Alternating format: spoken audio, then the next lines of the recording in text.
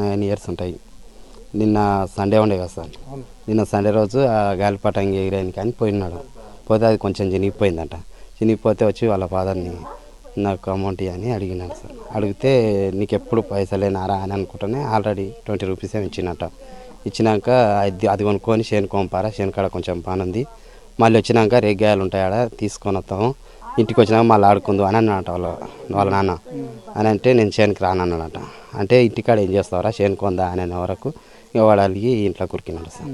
ఇంట్లో కురికి ఇంట్లో పత్తి ఉంది, ఆ పత్తి మీదకి వెళ్ళి వాడు సబ్జెక్ట్ ఎక్కినంట. సబ్జెక్ట్ వాళ్ళ ఫాదర్ మీదకి పోయి ఆ ఇంటిలేటర్లకి వెళ్ళి చూసి పిలిచిండంట.